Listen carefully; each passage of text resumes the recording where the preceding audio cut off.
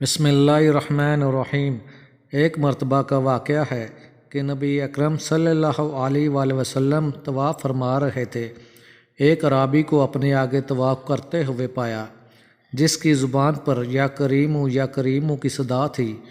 حضور اکرم صلی اللہ علیہ وآلہ وسلم نے بھی پیچھے سے یا کریمو پڑھنا شروع کر دیا۔ وہ عرابی رکن یمانی کی طرف جاتا تو پڑھتا یا کریمو، پیارے نبی بھی پیچھے سے پڑھتے یا کریمو۔ وہ عرابی جس سمت بھی رخ کرتا اور پڑھتا یا کریمو، آپ بھی اس کی آواز سے آواز ملاتے ہوئے یا کریمو پڑھتے۔ عرابی نے تاجدار کائنات صلی اللہ علیہ وآلہ وسلم کی طرف دیکھا اور کہا، اے روشن چہرے والے، اے حسین قد والے، اللہ کی قسم اگر آپ کا چہرہ اتنا روشن اور عمدہ قد نہ ہوتا تو آپ کی شکایت اپنے محبوب نبی کریم صلی اللہ علیہ وآلہ وسلم کی بارگاہ میں ضرور کرتا کہ آپ میرا مذاق اڑاتے ہیں۔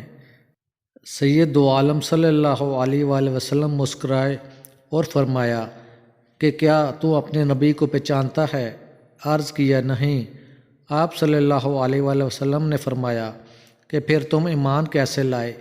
عرض کیا بن دیکھے ان کی نبوت و رسالت کو تسلیم کیا، مانا اور بغیر ملاقات کے میں نے ان کی رسالت کی تصدیق کی۔ آپ صلی اللہ علیہ وآلہ وسلم نے فرمایا، مبارک ہو، میں دنیا میں تیرا نبی ہوں اور آخرت میں تیری شفاعت کروں گا۔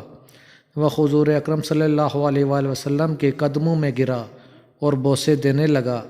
آپ صلی اللہ علیہ وآلہ وسلم نے فرمایا، میرے ساتھ وہ معاملہ نہ کر جو اجمی لوگ اپنے بادشاہوں کے ساتھ کرتے ہیں۔ اللہ نے مجھے متکبر و جابر بنا کر نہیں بھیجا، بلکہ اللہ نے مجھے بشیر و نذیر بنا کر بھیجا ہے۔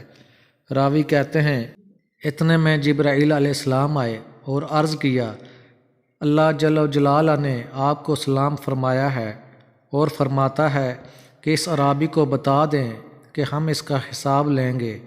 عرابی نے کہا، یا رسول اللہ، کہ اللہ میرا حساب لے گا؟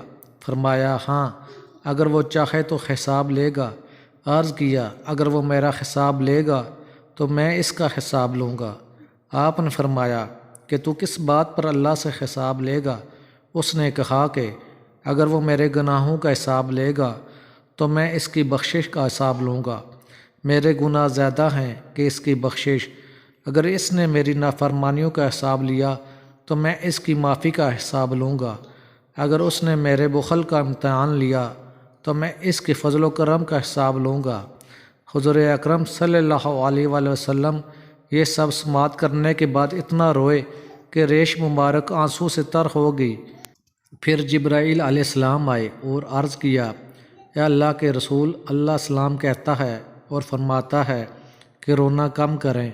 آپ کے رونے نے فرشتوں کو تسبیح و تحلیل بلا دی ہے۔ اپنے امتی کو کہیں کہ نہ وہ ہمارا حساب لے نہ ہم اس کا حساب لیں گے، اور اس کو خوشخبری سنا دیں، یہ جنت میں آپ کا ساتھی ہوگا۔ کیا عقل نے سمجھا ہے، کیا عشق نے جانا ہے، ان خاک نشینوں کی ٹھوکر میں زمانہ ہے۔